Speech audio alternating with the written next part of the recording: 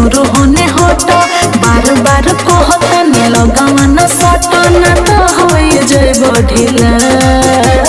बुझला कि ना सुना बाटे जौनपुर जिला ठोक दी है खड़े खड़े खिला। अरे बाप रे बाप सुना बाटे जौनपुर जिला अरे जाहो ठोक दी है खड़े खड़े खिला। हमार कुछ ना उखड़ी अभी पता चल जाए।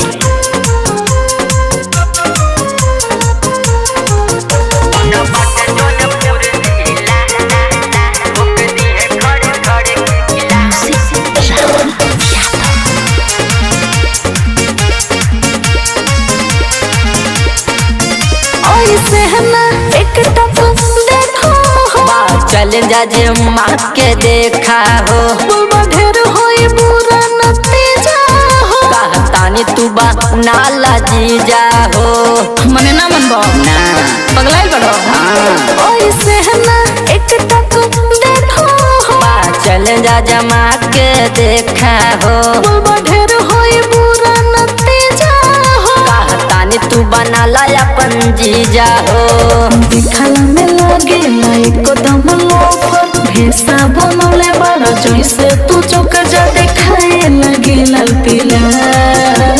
अरे बुझला कि ना सुना बाटे जौनपुर जिला ठोक दी है खड़े खड़े किला। अरे बाप रे बाप सुना बाटे जौनपुर जिला अरे जाहो ठोक दी है खड़े खड़े किला।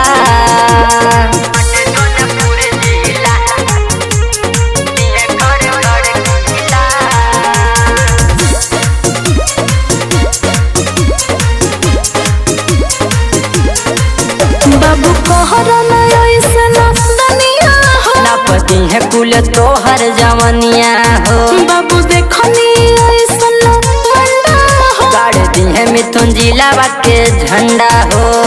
अरे हम सब जानत ही तू कितना में हवा तबावा बाबू कहरा ना ऐसे ना दुनिया हो ना पति है कुल तोहर जवनिया हो।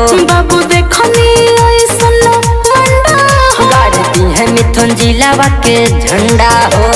राहुल दिलीपुर से जाके बाबू पूछा पुराना भइल सुताना के इच्छा होई जाई पॉइंट गीला।